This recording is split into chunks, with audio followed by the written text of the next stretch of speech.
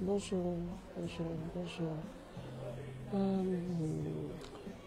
je voudrais m'entretenir rapidement avec vous, si vous me permettez, hein. Voilà. Si vous me permettez, je vais m'entretenir rapidement avec vous. On va essayer. Donc, on va parler de... Voilà, d'accord. On va parler... Je vous présente un peu les présidents français qui se sont suicidés, les présidents français. Voilà, d'abord je tiens à vous dire que moi, pour ceux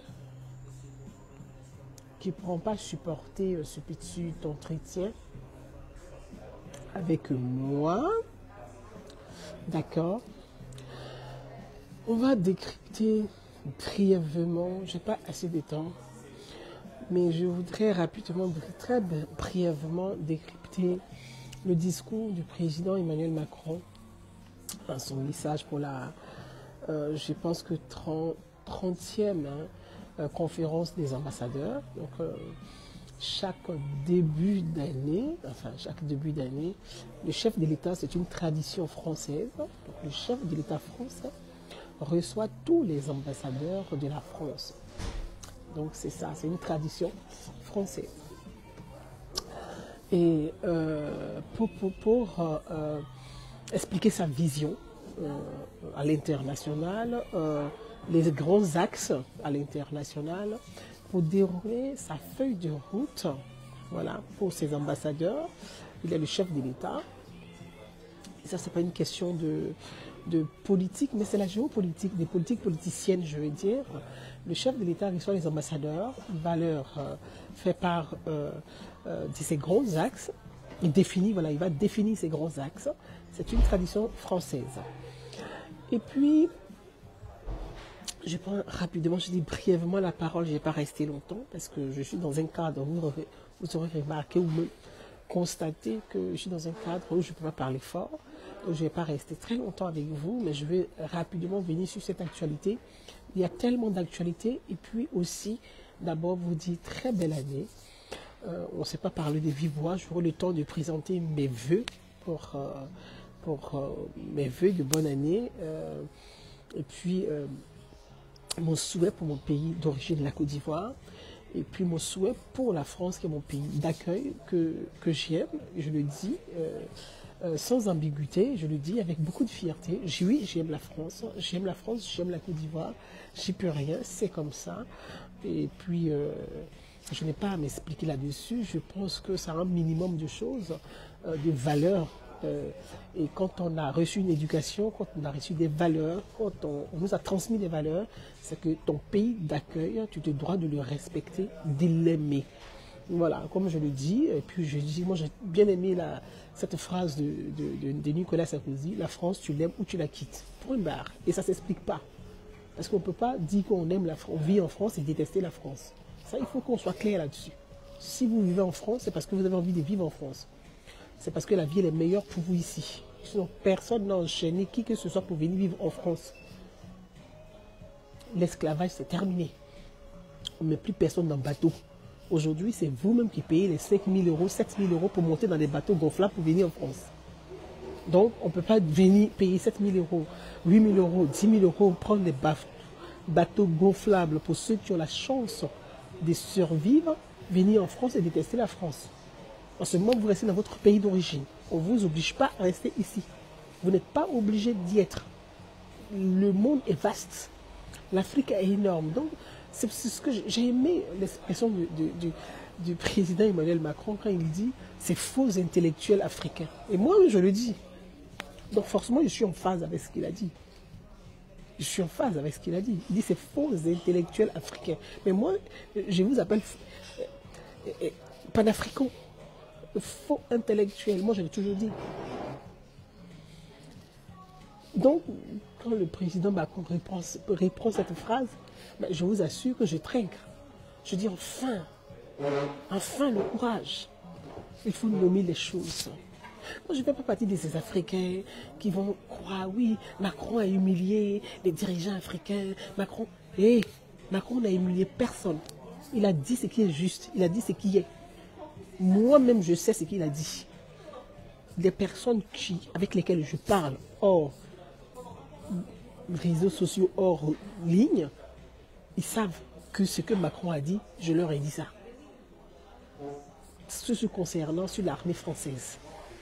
J'entends les gens dire, oui, oh, la France a quitté l'Afrique, l'armée française, la base française a quitté le Mali, la base française a quitté le Burkina, la base française a quitté, j'en passe les meilleurs. Et je leur ai dit, la France part parce que ça fait partie de son agenda.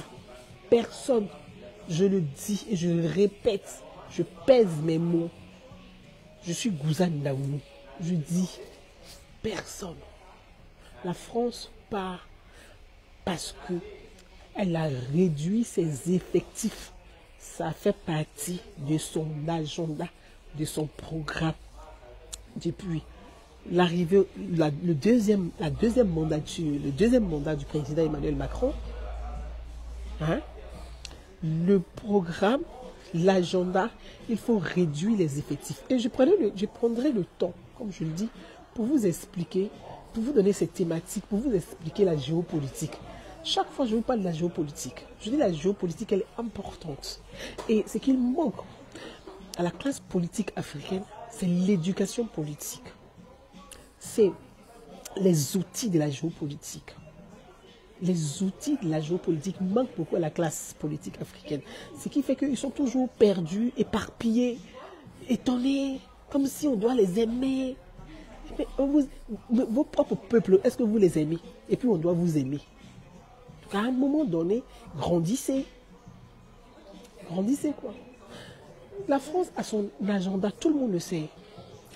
Aujourd'hui, avec les grands enjeux, il n'y a pas de raison de garder des grandes bases militaires qui coûtent cher à la France. Je reprends. Les bases militaires coûtent cher à la France. Il y a très longtemps, la France devait retirer ses bases militaires des pays francophones. Mais il y a des dirigeants qui n'ont pas voulu. Parce que ça les rassurait en matière de sécurité. Il faut dire les choses, au fait. En matière de sécurité, en matière de renseignement, en matière d'armement. Mais ça pesait, ça coûtait cher aussi pour la France de garder les bases. Et je vais vraiment expliquer tout ça plus tard, pas maintenant, comme je l'ai dit, j'expliquerai plus tard tout ça. Mais je le dis, d'autres vont le dire, mais pourquoi le dire avec autant de vivacité? Je le dis avec autant de vivacité parce que cette manipulation de ces faux intellectuels, ce n'est plus supportable et on ne peut plus laisser ces gens endoctriner, mentir, manipuler les pauvres populations. Donc moi, en tant que citoyenne, une amoureuse de la France et amoureuse de mon pays, la Côte d'Ivoire, une amoureuse de l'Afrique, qui a envie que l'Afrique sorte par le haut, que l'Afrique réussisse là où elle a échoué, je me dois de parler à la masse, de parler à cette classe politique, de parler à ces acteurs politiques, d'apporter de la contradiction à cette manipulation, cette démagogie, ce mensonge de certains pseudo-faux intellectuels qui se prennent pour des intellectuels et qui mentent. Et parce qu'il y a un espace qui est vide. Et dans cet espace qui est vide, comme je l'ai toujours dit, la nature a horreur du vide. La nature ayant horreur du vide, des farfelus, des salopards viennent récupérer cet espace. Et donc ils viennent avec leur propagande, ils surfent sur des frustrations, ils surfent sur des manquements, et puis ils endoctrinent les populations, ils mentent aux populations. Et nous, en tant que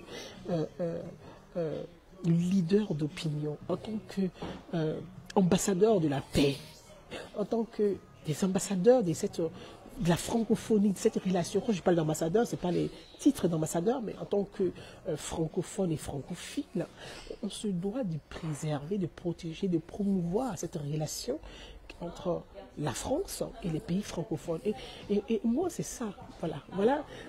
C'est ça mon engagement. Et je l'ai toujours été. Et rien n'a changé. J'ai entendu le Premier ministre sénégalais faire une sortie. Je vais rester poli, mais démagogue. Sa sortie est démagogue. Mais je n'ai rien contre le Premier ministre sénégalais. Le Sénégal est un pays que je respecte. Je respecte nos frères sénégalais. Je respecte les institutions sénégalaises. Je respecte le président sénégalais qui a été élu démocratiquement. Donc je salue l'élection, le courage. Mais je pense que son Premier ministre est dans une démagogie inutile parce qu'il veut faire un peu du Mélenchon. Franchement, il faut dire les choses. Parce que Macron dit il faut dire les choses et que il a parlé d'ingratitude. Mais parce qu'il a raison. Sonko a été protégé par la France. Sonko le sait. Sonko le sait. Donc quand on n'a pas envie de parler, Macron a dit c'est par respect. C'est français, il a parlé, c'est par respect. Sinon là, Macron il a la même âge avec vous. Lui-même il a la même âge avec vous. Il n'est pas de la génération des 1800, des 1900 là. Il est dans la génération chap-chap. Donc, il est dans la même génération que vous. Il dit c'est par respect. Donc, c'est que les mots ont un sens. C'est que les gens arrivent à une exaspération. Et quand les gens vous respectent, à un moment donné, vous-même respectez-vous. Sinon, ils vont vous manquer de respect. Macron dit c'est par respect. Ça veut dire quoi? Lui, Sonko, si la France, je répète, je dis si la France ne l'avait pas protégé, lui, il ne serait pas là. Vous savez comment les dirigeants africains fonctionnent? Tu leur mets trop et tes goûts. Il te bras. Ce n'est pas parce qu'il était fort que Macky Sall n'a pas réussi à le bras. C'est parce qu'il a été protégé. Donc, vous voyez, les gens n'ont pas envie de parler. Parce qu'il y a la géopolitique, il y a la diplomatie, il y a des choses. Il faut respecter les peuples et tout ça. Mais dites la vérité à vos populations. Ne mentez pas à vos populations. Dites la vérité à vos populations. Moi, je l'ai toujours dit, c'est un discours que j'ai toujours porté. Quand je vais dans les rencontres, j'ai toujours dit. J'ai dit, le problème aujourd'hui sur le continent africain, ce sentiment d'anti-français, il est entretenu par certains de nos dirigeants qui n'ont pas le courage de dire la vérité à leur population. Et ça, on va aller en détail et on va se parler. C'est tout. Quand toutes les caméras des médias français sont braquées sur le Sénégal en longueur de journée, des faits et gestes, quand les journalistes français de toutes les chaînes de télévision françaises sont devant le domicile de Sonko, vous pensez que c'est pourquoi? C'est parce que Sonko est trop fort, il fait peur aux gens? Non, c'est une manière de protection. On est à longueur de journée pour dire ne touchez pas à Sonko. Si quelque chose vous lui fait du mal, automatiquement, c'est qu'on a braqué les caméras sur lui pour le protéger. Donc, ce qui fait que même si Macky Sall avait envie de faire quelque chose, il ne peut pas, parce que les caméras sont branchées sur le gars. Donc, ça, ce sont des stratégies. Ce sont des stratégies. C'est-à-dire, il y a la géopolitique et puis il y a la géostratégie. Les chaînes de télévision que vous voyez là, ils peuvent à l'intérieur, entre eux, se donner des coups en fonction de l'engagement, en fonction de l'opinion, en fonction de l'idéologie. Parce qu'il y a des chaînes de télévision, quand vous prenez BFM, ils sont plus idéologie de gauche. Quand vous prenez CNews, ils sont plus idéologie de droite. Quand vous prenez la 2, c'est que la gauche. Quand vous prenez... Donc, en fonction de ça, à l'intérieur de la France, ils vont se donner des coups politiques, voilà, ici et là, c'est critiqué. Mais quand il s'agit de la France à l'international, à l'extérieur, la ligne va venir du Quai d'Orsay. Voilà ce que vous pouvez dire, et puis voilà ce que vous ne pouvez pas dire. Et tout le monde s'aligne. C'est moi qui vous dis ça. Vous avez compris, non? Voilà ce que vous pouvez dire, et puis voilà ce que vous ne pouvez pas dire. Point. Et puis ça ne discute plus, tout le monde s'aligne sur ça. Donc quand vous avez des caméras, des journalistes qui sont à l'extérieur, dans un pays qui montre son cours, tout ce qui, vous n'avez pas remarqué qu'ils vont tous dire la même chose? Vous n'avez pas remarqué ça? Je dis, il faut que vous appreniez la géopolitique et la géostratégie. Ça, je laisse tomber. Donc je vais revenir sur le pays. J'ai vu un communiqué du Tchad. Mais c'est marrant, en fait. C'est marrant, c'est pitoyable et c'est pathétique à la fois. Oui, c'est marrant, c'est pitoyable et c'est pathétique, en fait. Voilà, vous voyez, je vais rester polie et courtoise, en fait. Voilà un homme dont le père a gouverné pendant plus de 40 ans. Malheureusement, il est décédé dans des conditions tragiques par assassinat. Et puis, il s'autoproclame président, hein, par la place. Avec un État démocratique, ils font par héritage. Non mais hey, vous parlez de quoi même? On n'a qu'à parler. Vous avez des faux intellectuels africains qui n'ont pas le courage de traiter les vrais sujets. Si, vous avez des faux intellectuels africains qui n'ont pas le courage de traiter les vrais sujets. C'est ça qui est question. Moi, je vais rester très courtoise et respecter les États. Mais vous avez l'armée.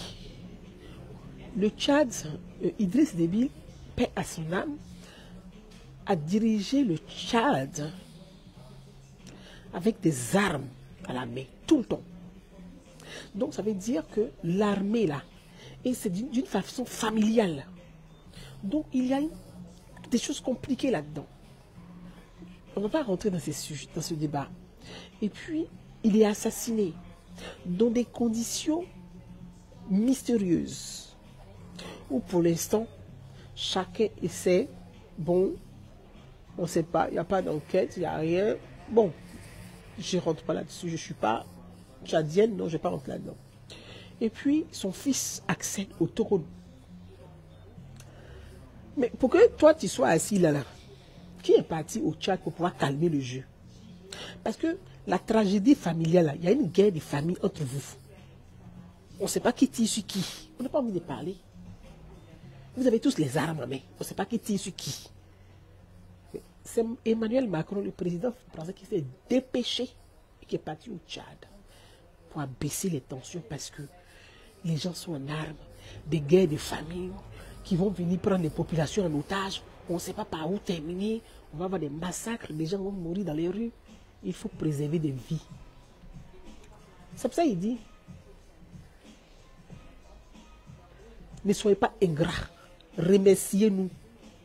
Parce que s'il n'y avait pas l'armée française, vous en Afrique, un État africain, s'il n'y a pas l'armée française là, vous êtes sûr qu'il y a longtemps on s'est entretué. Démocratie même on ne respecte pas. Pour aller voter même on se bagarre, on brûle les urnes. On se taille dans la machette. C'est vous. C'est que si la France n'était pas en Afrique, oui effectivement ça je l'assume, je le dis. Ah oui je le dis bien. Oui, je le dis. Il y a longtemps là, c'est-à-dire que ce continent-là, il était devenu champ de ruines. Vous avez des policiers corrompus, des gendarmes corrompus, des douaniers corrompus, truands. Ça là, s'il n'y avait pas la France là, vous êtes sûr que vous allez tenir? Chacun allait prendre son âme pour s'auto-proclamer président. Parce que même l'élection, on ne peut pas respecter. Donc, il y a des choses, c'est par respect. On a le doucement. C'est par respect, on a le doucement. Oui, Chantal Taïba a chanté, puis elle a dit, l'éléphant là, quand il va dans ton champ la nuit, là, c'est par respect. Sinon, si ça va de la journée, tu vas lui faire quoi? L'éléphant là, quand il va dans ton champ la nuit, c'est par respect. Sinon, si ça va dans la journée là, toi, tu vas lui faire quoi? On n'a pas envie de parler. Small, doucement. On n'a pas envie de parler. par respect, on ne parle pas. Donc je vois des gens crier, oui, c'est pas à cause de la France que l'Afrique ne se développe pas. Mais vous êtes marrants, vous êtes des rigolos. Vous êtes des rigolos. Je dis que vous êtes des rigolos. Vous êtes des faux intellectuels. C'est à cause de la France que l'Afrique ne se développe pas. Ou c'est à cause de vos magouilles que l'Afrique ne se développe pas. C'est à cause de la corruption que l'Afrique ne se développe pas. C'est à cause de la complaisance que l'Afrique ne se développe pas. Vous tuez votre intelligence. C'est-à-dire que vos enfants qui sont capables de donner là, vous les tuez.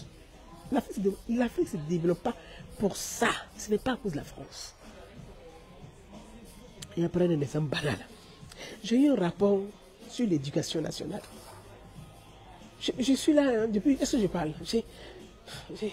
Ça me donne des palpitations. Je dis, mais c'est pas possible. Un rapport de Jacques Attali sur l'éducation nationale. Vous attrapez vos têtes. Ça aussi, c'est la France. Ça aussi, c'est la France. C'est à cause de la France. C'est-à-dire qu'on vous donne les moyens pour que vos enfants aillent à l'école gratuitement. Vous trouvez le moyen de détourner ces moyens. Vous parlez de la France. Et moi, j'aime la France. Hein. Ah oui, j'aime la France. Oui, j'aime la France. Hein? J'aime la France. Je suis fan de la France. Les gens m'ont dit, j'ai dit, ce qui va vous choquer pour vous faire mal, c'est ce que je vous dis. Pour que vous changiez. Parce que les gens sont fatigués de ça. Au point que ça devient ridicule. On vous donne les moyens pour dire, mettez, il faut qu'il y ait l'éducation pour vos enfants, l'apprentissage. Même ça, vous n'êtes pas capable. Vous détournez ça à d'autres fins. Je prends un exemple simple. Quand on va, souvent l'UNESCO donne des kits, la francophonie. C'est choquant. Ces kits-là, vous les retrouvez sur... Les gens vendent ça. Et que on vous a donné quelque chose gratuitement. Pour dire donner gratuitement aux enfants des pauvres. Mais vous récupérez ça, vous vendez ça. Hein? Vous accusez la France. La France n'est pour rien. La France, même les médicaments. Vous prenez vos CHU. Le pauvre, il est couché dans le couloir, il n'a pas l'argent, il meurt. Vous allez accuser la France de ça? C'est la faute de la France aussi, ça. C'est-à-dire que quelqu'un est dans un couloir accidenté et puis il n'a pas l'argent. Et puis on le laisse souffrir jusqu'à ce qu'il meure. Ça, c'est la faute de la France. Hein? Ici en France, là, jamais que tu sois immigré, tu ne sois pas immigré, tu es papier, tu es sans papier. La première des choses, tu arrives dans un hôpital, c'est ta prise en charge. C'est que le souci de la France, c'est de te soigner d'abord. Ils vont t'opérer gratuitement. Ils vont te donner les médicaments pour te soigner. Et puis on va te demander, tu fais quoi dans la vie? Tu n'as pas l'argent. Ok. Comme tu ne travailles pas, va voir l'assistance sociale de l'hôpital. L'assistance sociale de l'hôpital va monter un dossier pour vous envoyer ça au niveau maintenant de la direction. La direction va prendre pour envoyer maintenant au conseil régional. Et puis l'État va te prendre en charge. Ça s'appelle un État. Et on n'a pas envie de parler. Donc, laissez la France tranquille, s'il vous plaît. Donc, vos déclarations bidon que vous faites là, je dis plus jamais, moi j'ai décidé, quand vous faites un truc contre la France, je viens, je vous déconstruis dedans. Parce qu'on ne peut plus accepter ça. La France a ses défauts, mais elle a des grandes qualités. Oh, vous avez beaucoup de défauts, vous avez peu de qualités. Et c'est vous qui allez critiquer la France. Même vos ressortissants, votre jeunesse, les gens meurent dans le désert. Vous avez vu des Français mourir comme ça. Hey, vous parlez de quoi là? Vos populations, ça déchire le cœur. Au 21e siècle, vos jeunes meurent comme des esclaves. Ils sont où? Dans le désert. Par misère, par ignorance. Depuis, est-ce que ça s'est arrêté? Est-ce que le souci de dire, mais attends, notre fierté, on ne peut pas avoir nos enfants crever dans le sable, mourir dans le désert, mourir dans la mer, ça ne vous choque pas? Ça ne vous choque pas? Chacun trouve à manger, chacun trouve son compte. Le miel coule à flot, le reste, on s'en fout. Si on a trop fait, les artistes vont venir chanter votre nom, vont louer votre nom. C'est ce qui vous intéresse. Laissez la France tranquille. Hein. Désormais, là, laissez la France tranquille. Quand il entend le nom de la France quelque part, il sort. Il dit, laissez-la. Je suis devenue gardienne même de la France. Ah oui. Parce que ceux qui sauvent des villes, on ne qu'être leurs gardiens. On ne qu'être leur porte-parole. Hein. Laissez la France tranquille. Si, laissez la France tranquille. Si la France n'avait pas bloqué le djihadisme dans le Sahel, là, vous êtes sûr que vous allez tenir vos propres. Je veux dire que même djihadistes simplement, entre vous, hein, vous vous découpez, vous tuez. Entre vous-même, vous vous tuez, vous vous découpez. Ah, vous allez accuser la France. C'est à cause de la France qu'on ne se développe pas. La France là. Et puis voilà, 2 jours là, le CFA. Je suis allé sur un panel de quelqu'un, il s'appelle docteur, un jeune Camerounais. Bon voilà un autre cas. Voilà un autre cas. Oh là là. Oh là là, oh là là, oh là là. Oh yo yo yo yo yo yo yo yo. Il est là, le CFA. C'est le CFA qui tue l'Afrique. C'est le CFA qui tue l'Afrique. Et lui a dit, toi-même, tu as combien d'économies? Tu as quelle entreprise? Tu embauches combien de jeunes Camerounais? Tu payes les impôts là combien? Ceux qui tuent l'Afrique là, c'est des trouillants comme vous qui tuent l'Afrique. Ce n'est pas le CFA. Le CFA, on t'empêche d'entreprendre dans quoi? Mais sur le même continent africain, il y a des Africains qui sont des multimilliardaires. Mais ils sont multimilliardaires en CFA. Ils sont des multimilliardaires en CFA. Sur ce même continent-là. Donc, le CFA n'empêche pas des gens d'entreprendre. Le CFA ne tue pas l'Afrique. C'est les Africains eux-mêmes qui tuent le CFA. Vous volez, vous détournez, vous pillez. Et vous dites que c'est les CFA. Et dès qu'on commence à dire, mais là, ça commence à faire trop. Et là, vous devenez subitement des panafricains. Non, c'est le CFA. Toi, tu es Camerounais. Quand tu regardes le Cameroun, là, depuis que Paul Biya est là, quand tu regardes le Cameroun, là, quel développement, concrètement, même quel développement structurel, économique. Or, le Cameroun est le pays qui bénéficie de subventions d'aide de la France. C'est moi, Mouzana, où je dis, les Camerounais, le Cameroun est le pays qui bénéficie plus d'aide. Un pays comme ça, où vous avez des intellectuels, parce que pas les faux, des intellectuels, des gens qui peuvent penser, qui peuvent produire des analyses intellectuelles poussées, évoluer, raisonner, des gens qui peuvent apporter des projets, des gens qui peuvent construire. Vous êtes là, vous êtes incapables. Vous avez un président de plus de 40 ans de pouvoir, qui a 91 ans, et qu'il est sénile. Et il a assis, vous dites qu'il est l'avenir d'un continent comme le Cameroun qui est en sous-développement. Vous vous appelez les intellectuels, c'est ce que Macron appelle des faux intellectuels. Et je suis d'accord avec lui. Vous êtes là, Afrique Média. Afrique Média. Ça c'est quoi ça? Des crétins comme ça, qui ne sont même pas capables de penser l'avenir d'un pays. C'est eux qui parlent de panafricanisme. Non mais c'est extraordinaire. Mais en fait, c'est pas possible. Et désolé, je suis obligée de vous laisser. Parce que, voilà. On en parlera plus tard. J'embrasse chacun d'entre vous. Vous voyez, c'est un peu un coup de gueule. Ça m'arrive comme ça de faire des petits coups de gueule. Mais c'est normal aussi. Mais je pense que l'Afrique a encore du contenu. L'Afrique a des enfants, a des femmes, a des filles, a des fils capables de rehausser, d'avancer, de réfléchir. Et il faudrait que ces fils-là soient au cœur des projets, prennent part pour que l'Afrique puisse émerger véritablement. Donc à vous tous, très belle année. Bye bye, ciao.